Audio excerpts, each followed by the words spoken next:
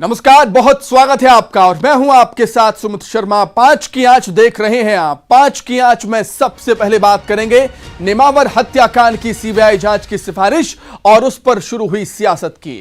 बेमौसम बारिश से छत्तीसगढ़ में किसानों की परेशानी के बाद एक्शन में आई है सरकार। जबलपुर में स्वास्थ्य विभाग ने लगाई है लूट पर लगाम। सतना में मिलावटखोरों पर कसा है शिकंजा। बताएंगे क्यों बालोद में स्कूल पर लगा है ताला।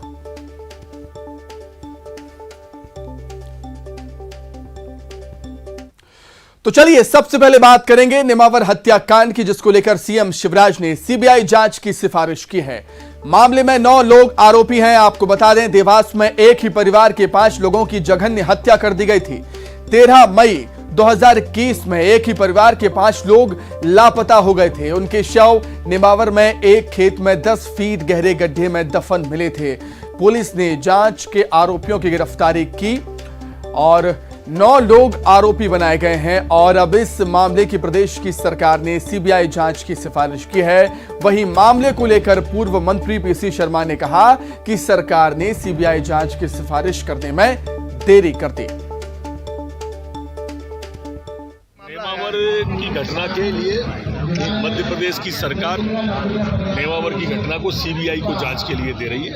उसमें अब सीबीआई जांच करेगी नेमावर की। सीबीआई से जांच नेमावर कांड, जिसमें 5 आदिवासियों को मार के और जो उसमें महिलाएं थी उनसे दुष्कर्म करने के बाद जो हत्या हुई थी, जिसको कांग्रेस पार्टी लगातार उठा रही थी। नेमावर गए भी थे कमलनाथ जी और सीबीआई की मांग की, अब जाके जाग रहे इतने महीनों के बाद। तो देखिए, मामले की जांच तो होनी चाहिए, लेकिन उस पर जो सियासत हो रही है वो किस ओर इशारा करती है ये भी हम समझेंगे। मेरे सहयोगी मनोज राठौर लाइव हमारे साथ जुड़ गए हैं राजधानी भोपाल से। मनोज, इतने समय बाद सीबीआई जांच की सिफारिश करना किस तरीके से देखते हैं आप? और कहीं ना कहीं कांग्रेस आरोप तो लगाएगी ही कि बहुत देरी कर दी साहब आते आते।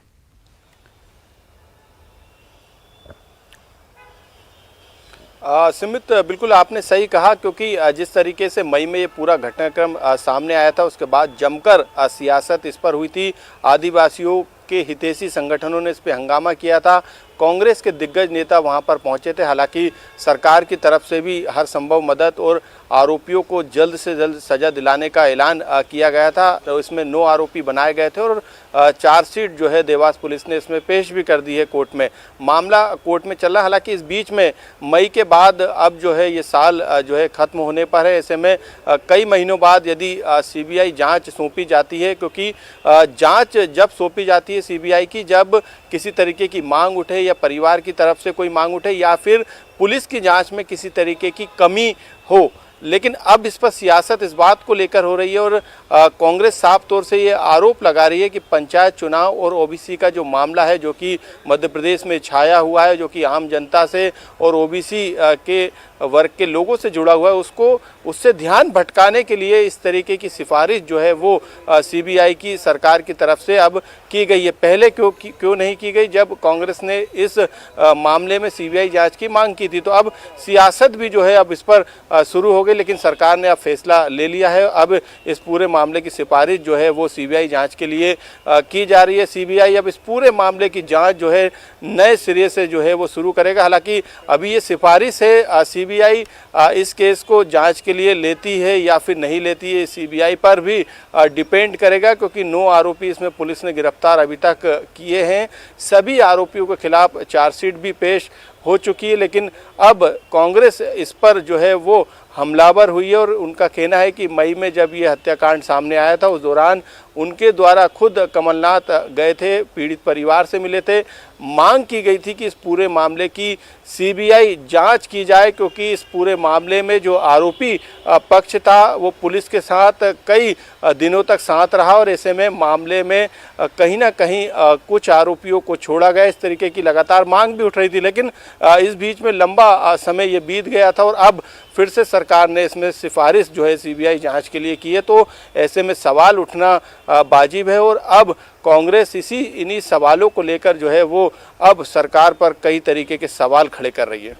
बिल्कुल मनोज, सरकार ने सिफारिश तो कर दी है सीबीआई जांच की, लेकिन अब सीबीआई जांच में मामला लेती है कि नहीं, ये देखने वाली बात होगी। आप बने रहिए हमारे साथ, कुछ और खबरों पर भी आपसे हम जानकारी लेंगे। आगे बढ़ते हैं, बात करेंगे कांग्रेस विधायक कांतिलाल भूरिया की। पूर्व केंद्रीय मंत्री और झाबुआ से कांग्रेस के विधायक कांतिलाल भूरिया शब्दों की मर्यादा ही भूल गए। अलीराजपुर में मीडिया से बात करते हुए कांतिलाल भूरिया बीजेपी सांसद गुमान सिंह डामोर पर बरस रहे थे, लेकिन इस दौरान कांतिलाल भूरिया अब शब्दों का इस्तेमाल कर बैठे और गुमान सिंह डामोर को पापी तक उन्होंने कह दिया। क्या कुछ कहा कांतिलाल भूरिया ने, सुनिए पहले। वहां पर दादागिरी कर मीडिया को डरा रहा भोपाल में, वहां मीडिया ने घेरा उसको, आखिर में उसको आना पड़ा। हर गरीब आदमी को अच्छा साफ सुथरा पानी मिले, पर उस यहाँ पे कितने 1000 हमारे आदिवासी भाई मरीज हैं। हाँ, 1000 आदिवासी मरीज हैं यहाँ पर। उसके पेट टेढ़े हो गए तो दांत टेढ़े हो गए तो ये कर, ऐसी हालत कर दी। तो ऐसा मना पापी कैसे आज सांसद बन के घूम रहा, उस बात को लिए बिल्कुल हम राज्य सरकार से कहें कि अगर थोड़ी भी नैतिकता है तो उसको तत्काल इस्तीफा मिल ले और उसको अंदर करें। तो चलिए, मनोज हमारे साथ लगातार बने हुए हैं, उन्हीं का ही रुख कर लेते हैं। मनोज, राजनीति में आरोप प्रत्यारोप लगाना वो अलग बात हो, ठीक भी लगता है, लेकिन एक निजी हमले इस तरीके से करना कहीं ना कहीं गलत है। केंद्रीय मंत्री वो रह चुके हैं और राजनीति में अच्छा खासा अनुभव है कांतिलाल भूरिया का, जो कहीं ना कहीं उन्हें शोभा नहीं देता इस तरीके से शब्दों का इस्तेमाल करना। मनोज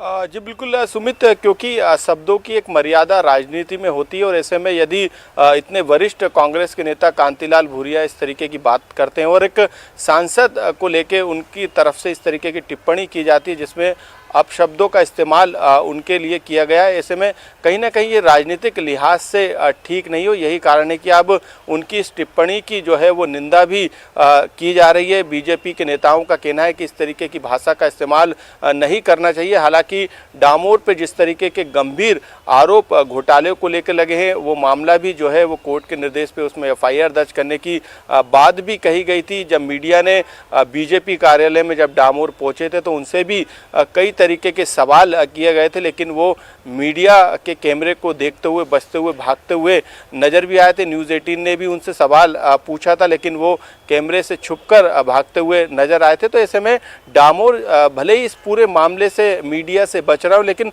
दूसरी तरफ सियासत इसी बात को लेकर अब शुरू हो गई है कि एक सांसद के खिलाफ भ्रष्टाचार के आरोप है, ऐसे में जो कार्रवाई होनी चाहिए वो नहीं मध्य प्रदेश में की जा रही है और कांग्रेस ने इसी मुद्दे को अब जो है उठाया है। और कांतिलाल भूरिया की तरफ से जरूर आदिवासियों के अपमान, आदिवासियों के सम्मान जैसे शब्दों का इस्तेमाल किया जा रहा है, लेकिन इससे उलट जो है उन्होंने जिस तरीके की बातें जो है डामोर ठीक है मनोज, बीजेपी कांग्रेस का क्या कुछ कहना है इसको लेकर वो भी हम जानेंगे। कांग्रेस की तरफ से अजय सिंह यादव जी हमारे साथ जुड़ गए हैं फोन लाइन पर और बीजेपी से आशीष अग्रवाल जी हमारे साथ जुड़ गए हैं। आप दोनों का बहुत स्वागत करता हूं। पहले मैं सवाल करूं उससे पहले आप दोनों सुन लीजिए कि कांतिलाल भूरिया ने आखिर कहा क्या। वहां पर दादागिरी कर मीडिया को डरा रहा भोपाल में, वहां मीडिया ने घेरा उसको, आखिर में उसको आना पड़ा। हर गरीब आदमी को अच्छा साफ सुथरा पानी मिले, पर उस यहाँ पे कितने 1000 हमारे आदिवासी भाई मरीज हैं। हाँ, 1000 आदिवासी मरीज हैं यहाँ पर। उसके पेट टेढ़े हो गए तो दांत टेढ़े हो गए तो ये कर, ऐसी हालत कर दी। तो ऐसा मना पापी कैसे आज सांसद बन के घूम रहा, उस बात को लिए बिल्कुल हम राज्य सरकार से कहें कि अगर थोड़ी भी नैतिकता है तो उसको। तो आप दोनों ने सुना कि क्या कुछ कहा कांतिलाल भूरिया ने। अजय सिंह यादव जी, सबसे पहले मैं आपके पास ही आना चाहूंगा। हम सब जानते हैं अजय जी कि एक राजनेता की छवि जनता के बीच में उसके बयानों और भाषण के आधार पर बनती है। सीनियर लीडर हैं कांग्रेस के, आपको नहीं लगता ऐसे शब्दों का इस्तेमाल उनको नहीं करना चाहिए? अजय जी, पीएचई विभाग में नौकरी में रहते हुए GS डामोर जी के ऊपर 600 करोड़ के घोटाले का आरोप लगा और डामोर जी अपना पक्ष नहीं रख रहे हैं। भारतीय जनता पार्टी कार्रवाई नहीं कर रही है। पीएचई विभाग में घपले घोटाले की वजह से जनता को पानी की दिक्कत हो रही है, बीमारियां हो रही हैं। तो ऐसा काम पाप का काम है कि नहीं? और ये काम करने वाला पापी नहीं तो क्या होगा? कांतिलाल भूरिया जी ने कोई अपशब्द नहीं कहे हैं। जनता के प्रति जिस तरह का कृत्य भाजपा के सांसद ने किया है। एक जनप्रतिनिधि अपनी भावनाओं को रोक नहीं पाया, इसलिए उन्होंने इस तरह के कड़े शब्दों का प्रयोग किया। आप मुझे बताइए, 600 करोड़ के घोटाला करने वाले को आप कौन सा नाम देंगे? आप मुझे बताइए, अगर इस मामले में गलत माना जाएगा। सर मैं पापी तो नहीं कहूंगा उनको, सर मैं पापी तो नहीं कहूंगा, हमको कोई हक नहीं है किसी को पापी कहने का। हजारों लोगों को पानी की समस्याएं, बीमारियां हो रही हो, पेयजल ना मिल पा रहा हो और 600 करोड़ का घोटाला करके बैठे हों, तो वो पापी से कम भी नहीं है। इसलिए कांतिलाल भूरिया जी बड़े नेता हैं, वो अपनी भावनाओं को नहीं रोक पाए, उन्होंने कठिन शब्दों का प्रयोग किया है। भावनाओं में बहकर उन्होंने ये शब्द बोल दिया अजय जी, आपका ये कहना है। लेकिन वो इसी तरह के शब्दों के योग्य उन्होंने कार्य किया है। ठीक है सर, बिल्कुल। आशीष जी क्या कुछ कहना चाहेंगे? अजय यादव जी को आपने सुना होगा, उनका कहना है कि जिस तरीके से आरोप लग रहे हैं कांग्रेस की नजरों में पापी हैं वो। अजय जी, वो आशीष जी, जो कांग्रेस सी फॉर कांग्रेस और सी फॉर करप्शन के पर्याय बन चुकी है, वो कम से कम दूसरों को ज्ञान देना बंद करे। अगर सही में भ्रष्टाचारी पापी है तो सबसे बड़ा पापी। अजय जी सुन लेते हैं 2 मिनट। अजय जी सुन लीजिए, अजय जी 2 मिनट सुन लीजिए। अजय जी प्लीज। सोनिया गांधी, राहुल गांधी और प्रियंका गांधी ये बांट रहा है, जो खुद 5,000 करोड़ के घोटाले में जमानत पे रिहा है। दूसरी बात, भूरिया जी की जबान तो आपने देखा होगा, एक मंच से मुझे वो वीडियो भी याद आता है जब वो राहुल गांधी को राहुल गांधी का पुत्र करके संबोधित कर रहे थे, तो उनकी तो जुबान मुझे लगता है कि वैसे भी नियंत्रण में रहती नहीं है। अब ये सब बुजुर्ग हो चुके हैं। भाजपा के प्रवक्ता क्यों मुंह चुरा रहे हैं? बताइए ना, डामोर जी के घोटाले पे आप क्या कहना चाहते हैं? वो देंगे सर, जवाब देंगे। अजय जी सुन तो लेते हैं क्या कहना है आशीष जी का। उनसे भ्रष्टाचार को लेकर भी, आरोप को लेकर भी उनसे जवाब ले लेंगे अजय जी। पहले आशीष जी क्या कुछ कह रहे हैं सुन लेते हैं। आशीष जी अपनी बात पूरी कर लीजिए आप।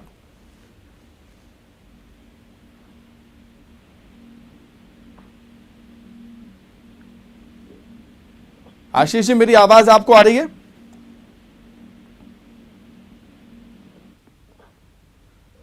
तो लगता है हमारा संपर्क आशीष जी से नहीं हो पा रहा। अजय जी आप मुझे सुन पा रहे हैं क्या? जी बोलिए। जी अजय जी, आप जब बात है आरोपों की तो भ्रष्टाचार के आरोप लग रहे हैं, लेकिन बात यह भी तो है कि अभी आरोप अभी सिद्ध नहीं हुए सर। देखिए, जिस तरह से सुमित जी ये मामला सामने आया है और भारतीय जनता पार्टी सरकार स्वयं केंद्र से लेकर राज्य तक सत्ता में है, उनकी पार्टी का एक जनप्रतिनिधि अगर इस तरह के घोटाले में पाया जाता है तो क्या पार्टी की कोई नैतिकता नहीं होती है कि उनके ऊपर कार्यवाही करे? अगर आरोप सिद्ध हो जाएगा तो उसके बाद तो उन्हें वैसे भी जेल जाना पड़ेगा, सजा भुगतनी पड़ेगी। तो नैतिकता नाम की चीज क्या होती है जिससे जांच प्रभावित ना कर सकें? आप सत्तारूढ़ पार्टी के सांसद हैं, आप प्रभावित कर सकते हैं, सबूतों को मिटा सकते हैं, तो कम से कम पार्टी ऐसे व्यक्ति पे कार्रवाई अजय जी, लेकिन कहीं ना कहीं भाषा की मर्यादा तो रखनी चाहिए ना सर, भाषा की मर्यादा तो बनी रहनी चाहिए सर। बहुत धन्यवाद आपका जुड़ने के लिए। आशीष जी आपका भी बहुत शुक्रिया हमसे जुड़ने के लिए और तमाम बातचीत के लिए। तो फिलहाल यहां पर रुकेंगे बहुत छोटे से ब्रेक के लिए, फौरन लौट रहे हैं।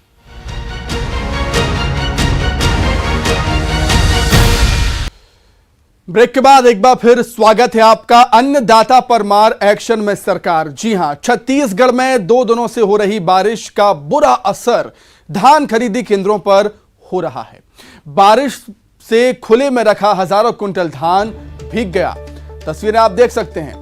बालोद जिले में भारी बारिश के चलते धान खरीदी केंद्र में जल भराव हो गया। वहीं खरीदी केंद्र में खुले में रखा हजारों कुंटल धान बारिश की भेंट चढ़ गया है। रायपुर के मंदिर हसौद थाना खरीदी केंद्र में सैकड़ों कुंटल धान भीग गया। वहीं जांजगीर चांपा जिले में धान खरीदी केंद्र में बाहर रखा धान बारिश की वजह से भीग गया है। राजनाथ गांव में भी बारिश की वजह से सैकड़ों कुंटल धान भीग गई। और बारिश को लेकर 2 दिन पहले ही मौसम विभाग ने अलर्ट जारी किया था, लेकिन इसके बावजूद धान खरीदी केंद्रों में प्रबंधकों ने धान की बोरी को कवर से ढकने का कोई इंतजाम यहां पर नहीं किया, जिसके चलते हजारों क्विंटल धान पूरी तरह से भीग गया है। बेमौसम बारिश और ओलावृष्टि से किसान परेशान है। इसे लेकर सीएम भूपेश बघेल एक्शन में है। सीएम ने फसलों के नुकसान की रिपोर्ट मांगी है। साथ ही धान खरीदी केंद्र को लेकर भी निर्देश दिए। धान खरीदी केंद्र में कैप कवर, पानी निकासी की व्यवस्था करने को कहा गया।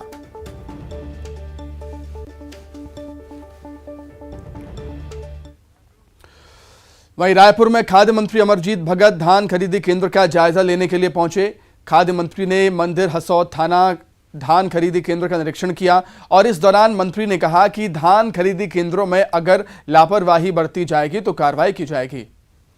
देखिए, बारिश हो रही इस बात से कोई इनकार नहीं कर सकता और बारिश होगी तो छींटे भी पड़ेंगे, लेकिन रहा सवाल कि खरीदी केंद्र में कोई व्यवस्था नहीं है, तो ऐसी बात को मैं नहीं मानता, क्योंकि मैंने स्वयं निर्देश दिया है और जहां भी मैं जाता हूं इसके बारे में जरूर जानकारी लेता हूं। सभी जगह तिरपाल रखे हुए हैं, तारपोलिंग रखे हुए हैं, उसको ढकने की व्यवस्था है।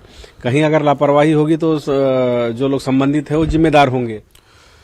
तो इस पूरी खबर पर अधिक चर्चा के लिए हम सीधे बातचीत करेंगे। मेरे सहयोगी ममता लांजेवार हमारे साथ जुड़ गई हैं लाइव इस वक्त रायपुर से। ममता, ये कोई पहली बार नहीं है, इससे पहले भी कई बार हम देख चुके हैं कि किसान यूं ही परेशान होता है जब बारिश होती है, उसका धान भीग जाता है। और चूंकि मौसम विभाग पहले ही अलर्ट कर चुका था, तो हम निश्चित तौर पर कह सकते हैं कि पिछली गलतियों से सबक सरकार ने बिल्कुल भी इस बार नहीं लिया। ममता,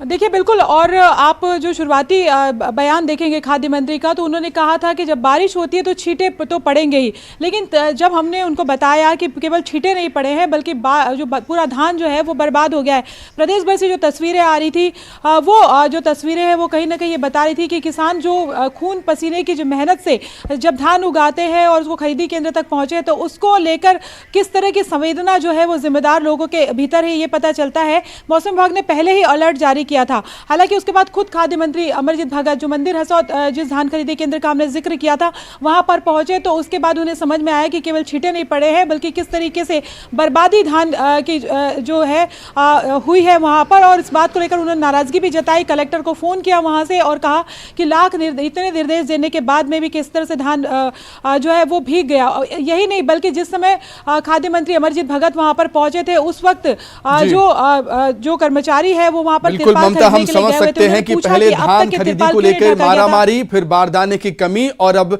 धान खरीदी केंद्रों में क्या कुछ हालात हैं हम तस्वीरों में देख सकते हैं। बहुत धन्यवाद आपका। इसी के साथ बुलेटिन में इतना ही। खबर लगातार जारी है। नमस्कार।